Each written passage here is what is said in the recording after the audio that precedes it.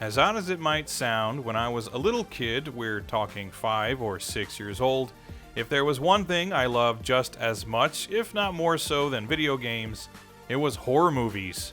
Being that my relatives managed a video store, I had pretty much unlimited access to all of the bloody, gory, and grotesque R-rated movies I could get my hands on, no matter how many nightmares they gave me. For me, characters like Jason Voorhees, Michael Myers, and Chucky were almost like superheroes, and I'd watch with glee as they eviscerated their unsuspecting victims.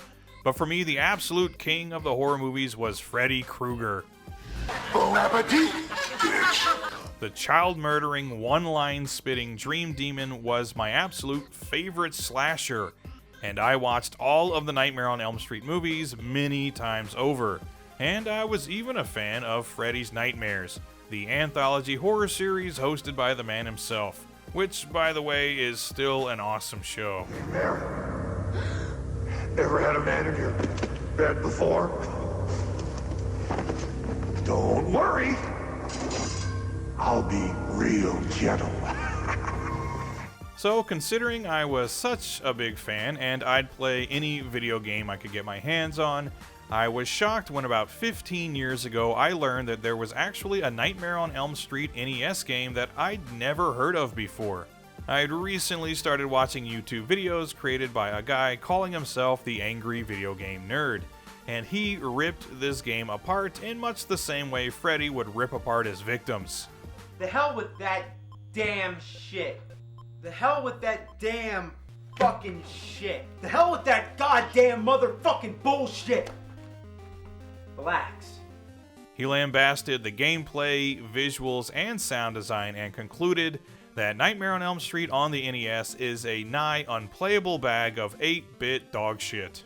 And for the longest time, that was my impression of the game. But on a whim, I finally played it for myself earlier this year, and my opinion on it couldn't be further from what was presented in the AVGN video.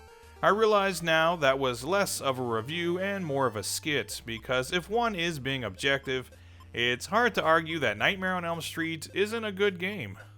The first obstacle to get past is the fact that Nightmare on Elm Street was published by LJN, which, with very few exceptions, is a sign that a game isn't exactly going to blow you away, but it's common knowledge now that this game was actually developed by Rare, a developer that I think most people would agree has had a solid lineup of games under their belt.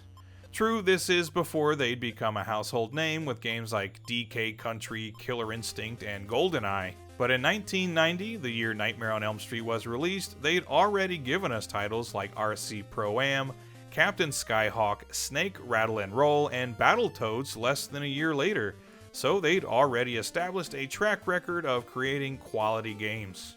Also, I think they have to be given credit for giving us something that's even playable at all, as it probably seemed almost impossible to adapt an R-rated horror franchise best known for its violence, crude humor, and trippy dream sequences into a video game when all you have to work with is an 8-bit machine, which even in 1990 was already outdated. If you want to see how this could have easily gone horribly wrong, just take a look at some of the other movie license games on the NES. Great graphics.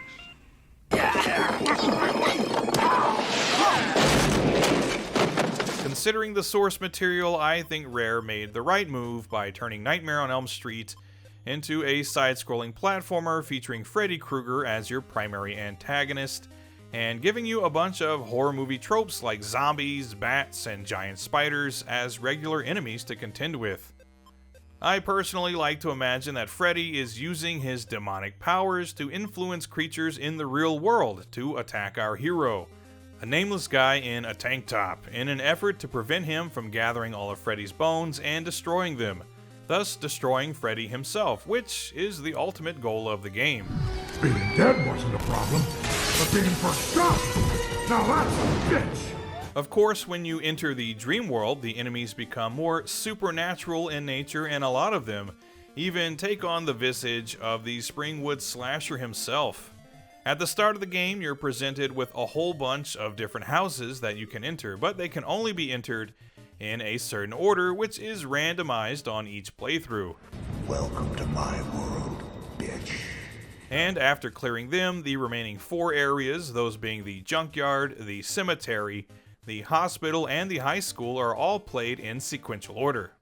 A major complaint in the AVGN video was that the character you're stuck playing as is pretty lame, all things considered, only being able to punch your enemies when they come into close range, and it's true that this guy isn't exactly Simon Belmont or Ryu Hayabusa, or at least not when he's awake. Much like in the third Nightmare on Elm Street movie subtitled The Dream Warriors, when you're in the dream world, you can acquire dream powers, which not only make you much more of a force to be reckoned with, but they also make the game a lot more fun to play. We'll see, bitch. So much so that I found myself wishing that you could play exclusively in the dream world, even though the enemies are all way more durable than in the waking world. The Dream Warrior powers make this such a better game as they eliminate the shortcomings of your base form. Mainly that your jumping and attack range are both very limited. When you transform into the Acrobat, for example, you can jump much higher and farther, and you attack with a javelin from a distance. The Necromancer form is also super useful as it allows you to fire magic bolts clear across the screen and gives you a floating jump, making those tricky platforming segments much easier. Sorry, kid. I don't believe in fairy tales. But my favorite is definitely the Shadow Warrior, a ninja form that comes with throwing stars and converts your standard jump into a flying kick attack, which is obviously indispensable for times when you need to clear some jumps while also contending with bothersome enemies. This, bitch! When you're in the waking world, your sleep meter gradually depletes until you fall asleep, thus giving you the opportunity to access your dream powers. But by making contact with the stereo, you're suddenly woken up. When you wake up, it's back in the saddle again. Which I tried my best to avoid, but they're positioned in such a way as to make that almost impossible.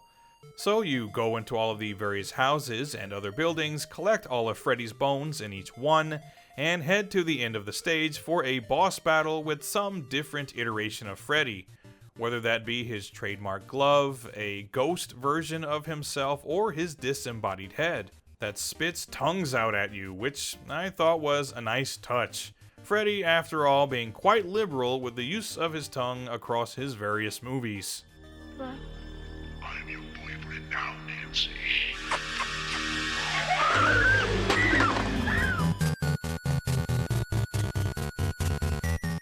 Anyway, you collect all of the bones, fight a boss, rinse and repeat until you get to the end of the Springwood High School stage, where there's a boss rush and a final confrontation with Freddy, which, by the way, is the same Freddy fight that you'll likely complete several times throughout a gameplay session.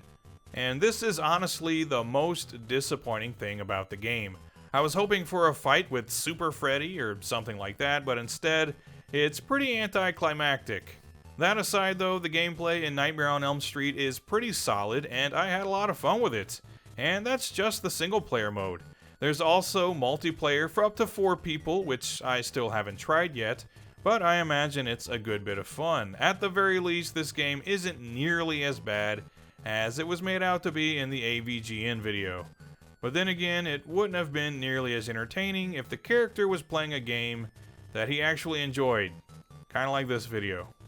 Sticks and stones may break my bones, but nothing will ever kill me.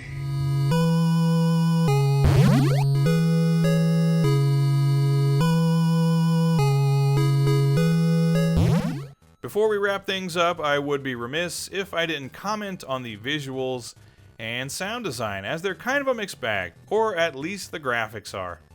Again, converting a series of violent, effects-driven horror films into an 8-bit game couldn't have been easy. But the visuals here are pretty good, all things considered. Certainly not mind-blowing, but Nightmare on Elm Street does feature a decent color palette, a wide variety of enemies, and when Freddy does appear on screen, with the exception, oddly, of his full body form, he's easily recognizable as the horror icon we all know and love. This is it, Jennifer. Your big break in TV. Welcome to prime time, bitch. The stages themselves all kind of run together though, so again, visuals are a mixed bag, but on the other hand, the soundtrack in Nightmare on Elm Street is fantastic. You get a variety of tunes that go from upbeat and groovy to dreamlike and even a bit creepy. Regardless of anything else, Rare always did have a knack for including great music in their games, thanks almost entirely to the efforts of composer David Wise. That's right, the guy that composed all of the music for Donkey Kong Country also composed this game's soundtrack, and it's brilliant.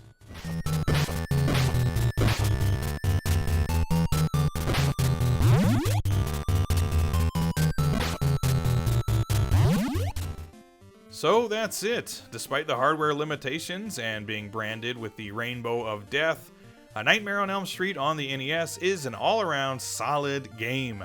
The visuals are decent, the soundtrack is outstanding, and the gameplay is pretty fun while also presenting at least a bit of a challenge.